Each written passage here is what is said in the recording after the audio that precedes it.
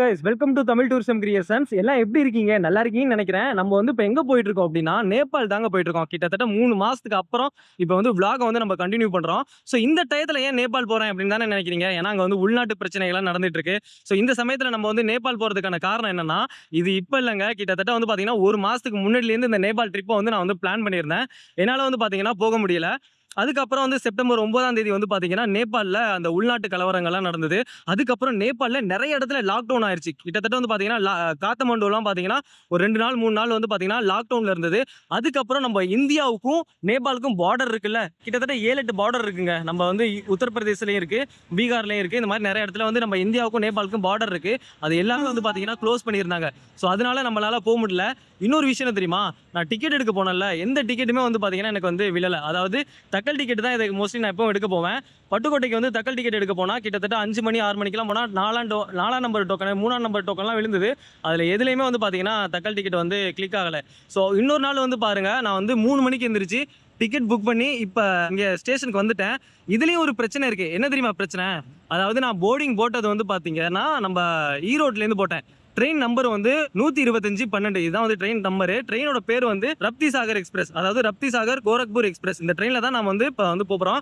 இப்போ நான் இருக்கிற அந்த சிக்கல் என்ன தெரியுமா, நான் நிற்கிற இடம் பாருங்க, அதாவது சென்ட்ரலில் நின்றுட்டு இருக்கேன். இங்கே பாருங்க, சென்னையில் உள்ள சென்ட்ரலில் ஏன் நிற்கிறேன் அப்படின்னா, இன்னைக்குன்னு பார்த்து நம்ம ஈரோட்டுக்கு வந்து என்னால் போக முடியல. கரூரில் வந்து கட்சியோட மாநாடு நடக்குதான். ஸோ அதனால அங்கே நிறைய வந்து டிராஃபிக் இருக்குது அப்படின்னு சொன்னாங்க. அந்த டிராஃபிக்கில் வந்து நம்ம வந்து டயத்துக்கு போக முடியாது அப்படின்னு சொல்லிட்டு டிரைவர்லாம் சொன்னாங்க. நான் கேட்டு பார்த்தேன்.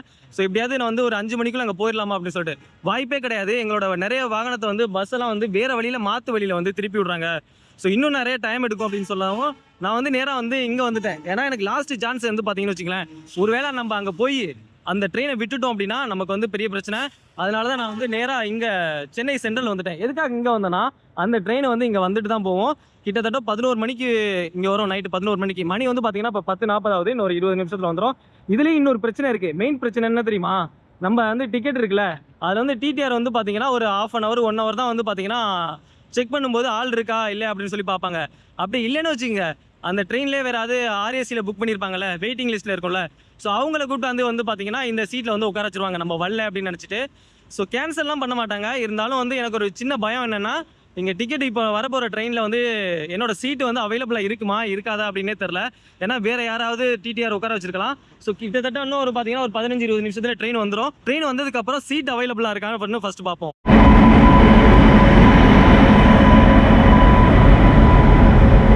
அங்கே பாருங்கள், அந்த 9ஆம் நம்பர் பிளாட்ஃபார்ம் இருக்குல்ல, அங்கே தான் வந்து ட்ரெயின் வரும்.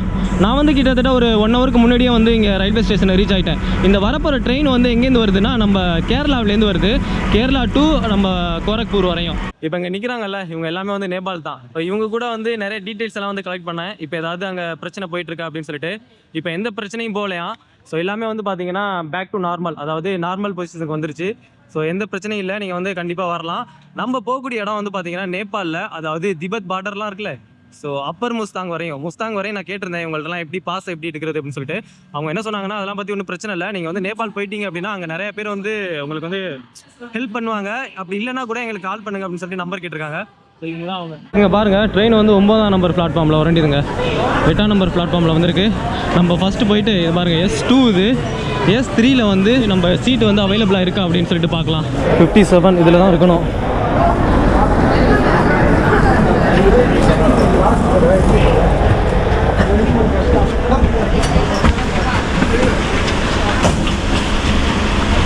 சீட் கிடச்சிருச்சு. ஸோ கரெக்டாக வந்து பார்த்தீங்கன்னா இன்றைக்கி வந்து Day 2. இப்போ நம்ம எந்த இடத்துல நிற்கிறோம் அப்படின்னா நாக்பூர் ஜங்ஷனில் தாங்க நிற்கிறோம். நாக்பூர் ஜங்ஷன் வந்து பார்த்தீங்கன்னா மகாராஷ்டிராவில் வருது.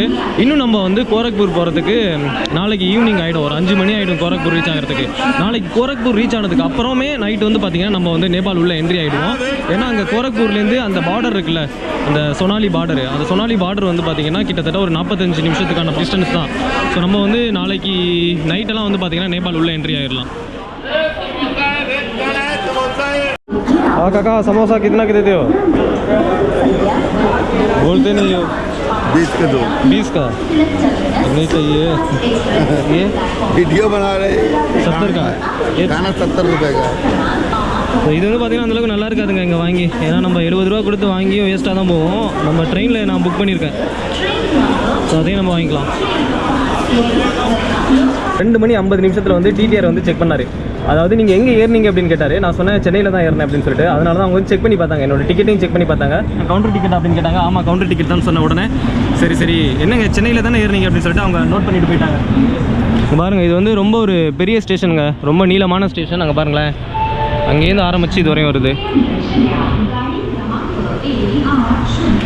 பக்கத்தில் உள்ள நேபாள் போகிறதுக்கு நமக்கு வந்து இவ்வளோ தடங்கள். ஏற்கனவே வந்து ஒரு 4-5 தடவை டிக்கெட் எடுக்க முடியல. டிக்கெட் எடுத்தும் நம்ம வந்து ஈரோட்டில் வந்து ஏற முடியாமல் இங்கே சென்னையில் வந்து ஏறோம். இதுக்கப்புறம் இங்கே எப்படி இருக்குன்னு தெரில நேபாள். ஏன்னா நிறைய இடத்துல லாக்டவுன் முடிஞ்சிச்சு அப்படின்னு சொன்னாங்க. நம்ம போனதுக்கப்புறம் தான் எப்படி இருக்குது அப்படின்னு சொல்லிட்டு சொல்ல முடியும்.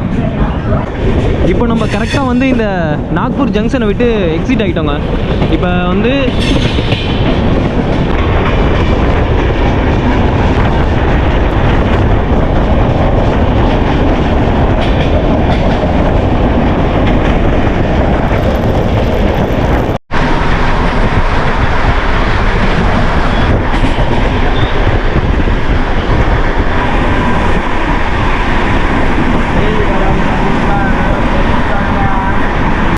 டனல் உள்ளே வந்து வண்டி போயிட்டுருக்கு.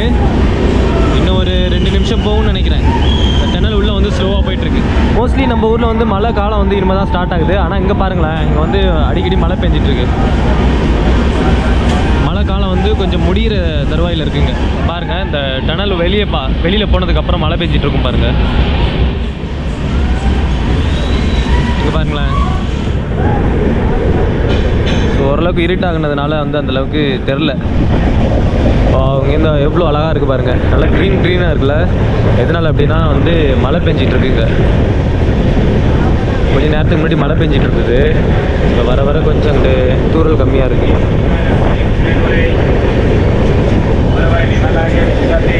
டைம் வந்து பார்த்திங்கன்னா 7 மணிக்கு மேலே ஆகிடுச்சு. ட்ரெயின் பாருங்கள் எவ்வளோ மோசமாக இருக்குது அப்படின்னு சொல்லிட்டு. நம்ம வந்து ஒவ்வொரு ட்ரெயின்லையும் இதை தான் சொல்லிகிட்டு இருக்கோம். ஏற்கனவே நம்ம வந்து அஸ்ஸாம் போனப்போ ட்ரெயின் இதை விட மோசமாக இருந்தது. இப்போ பாருங்கள், எல்லாமே வந்து நான் எல்லாத்தையும் காட்ட விரும்பலை, ஆனால் வந்து ட்ரெயின் ரொம்ப மோசமாக இருக்குது. இவங்க வந்து நிறையா அந்த டிக்கெட்டில் வந்து வித்தவுட் டிக்கெட்டில் வந்து வந்தவங்க ஃபைன் அடிச்சுட்டு அந்த மாதிரி வந்தவங்க தான். பாருங்களேன், இது வந்து ஏதோ ஜென்ரல் கோச் மாதிரி தானே இருக்குது, ஸ்லீப்பர் மாதிரி தெரியாது.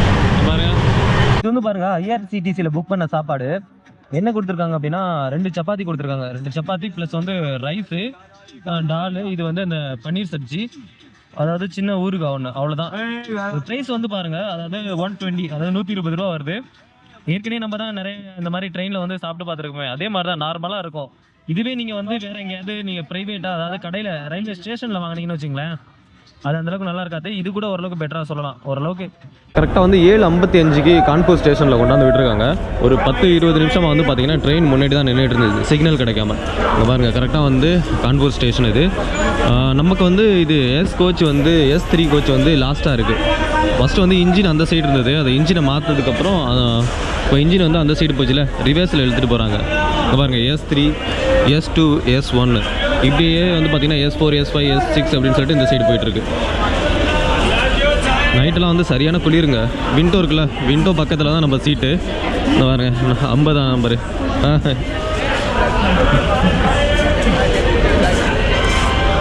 ட்ரெயின் நல்லா ஃபாஸ்ட்டாக போகுது. ஒரு சில இடத்துல வந்து கொண்டாந்து ரொம்ப நேரம் நிப்பாட்டி போட்டுறாங்க. டிடிஆர் வந்து கரெக்டாக படியில் நிற்கிறவங்கள்ட்ட மட்டும்தான் டிக்கெட் கேட்குறாரு. ஏன்னா இவங்க வந்து படியில் நிற்கிறவங்க சீட் இல்லாமல் வந்து படியில் தான் நின்றுட்டு வருவாங்க அப்படின்னு. பாருங்க, இன்னும் இங்கே ட்ரெயின் வந்து கிட்டத்தட்ட 2-3 நிமிஷமாச்சு, இன்னும் ஹால்ட்லேயே இருக்குது, இன்னும் எடுக்கல. அங்கே பாருங்க கேட்டுட்டு இருக்காங்க பாருங்கள். டிடிஆர் கரெக்டாக படியில் உள்ளவங்களை அழைச்சி கூப்பிட்டாங்க, ஃபைன் போட்டுட்ருக்காங்க.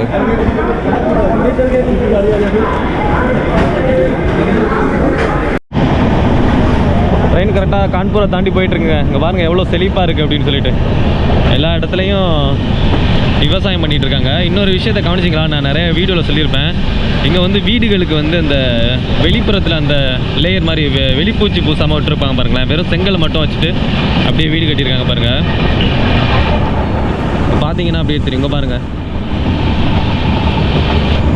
ஏன்னா வீடு எல்லாம் நிறைய மோஸ்ட்லி ஒரு வீடு கூட அந்த மாதிரி பூச்சி அந்த பாருங்கள், அங்கே மேலே ஒரு வீட்டில் பூசியிருக்காங்க, அவ்வளோதான். அப்படியே செங்கல் மட்டும் வச்சு அப்படியே விட்டுட்டாங்க. உணாவ் அப்படின்னு சொல்லிட்டு ஒரு ஜங்ஷன் வருது.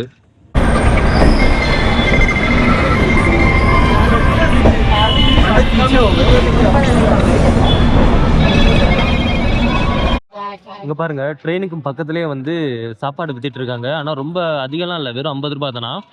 இப்பதான் இங்க ட்ரெயின்ல உள்ளவரை வந்து வாங்கினாரு, நல்லா இருக்கு அப்படின்னு சொன்னாரு. அதான் நம்மளும் ட்ரை பண்ணி பார்க்கலாமே அப்படின்னு.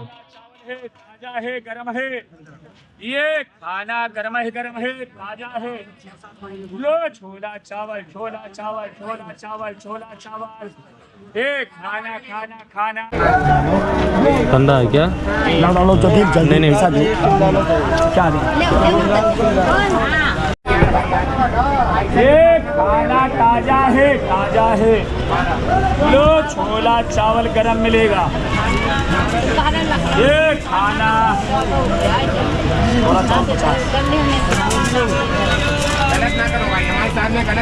लो ताजा है, गरम है खाना।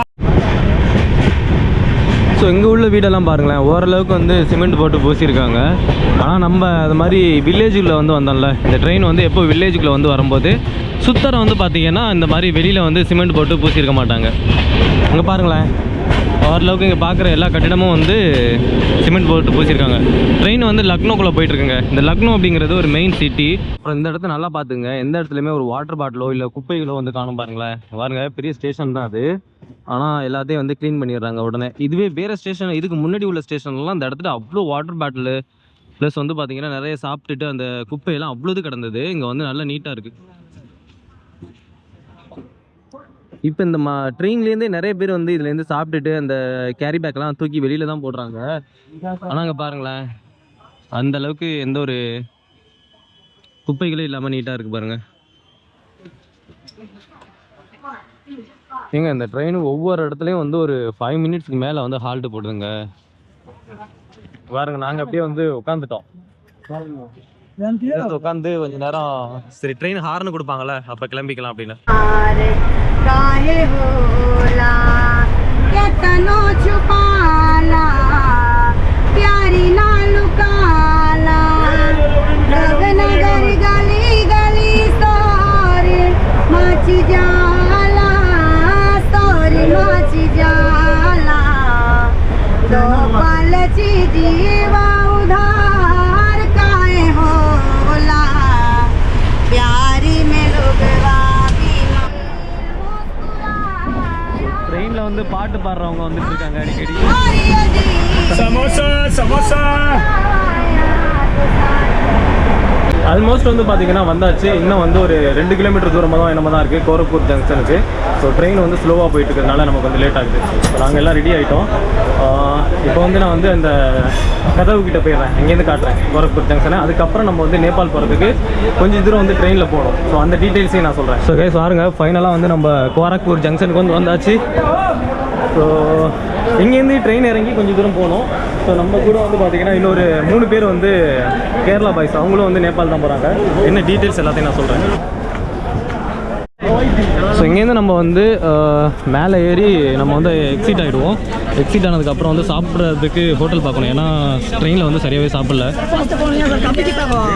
பாருங்களேன், கோரக்பூர் ஜங்ஷனும் வந்து ரொம்ப ஒரு பெரிய ஜங்ஷன் தான் அது. ஸோ இதுதாங்க வந்து எக்ஸிட் ஆகிறதுக்கான வே. கீழே போயிட்டு நம்ம வந்து சாப்பிட்றதுக்கு ஒரு ஹோட்டல். ஏன்னா நேற்று ஃபுல்லாக சாப்பிடல. நைட்டு வந்து நான் வந்து அங்கே சொல்லியிருந்தேன்ல ட்ரெயினில் வந்து IRCTCயில் வாங்கினேன்னு, அது மட்டும்தான்.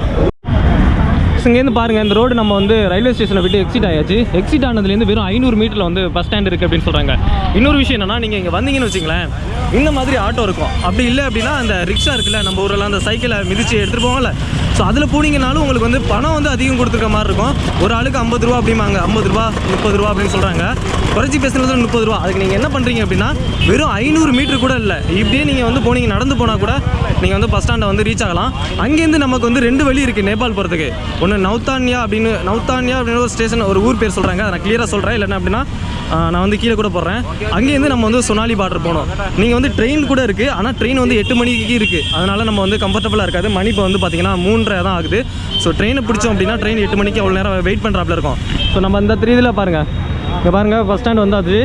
இங்கேருந்து நம்ம சொனாலி இப்போ பார்டருக்கு பஸ்ஸு பிடிச்சி போயிட வேண்டியதான். இவ்வளோதாங்க. நாங்கள் கிட்டத்தட்ட வெறும் ஒரு 5 நிமிஷம் கூட நடந்து வந்திருக்க மாட்டோம். ஒரு 3 to 4 மினிட்ஸ் ஆயிருக்கும்.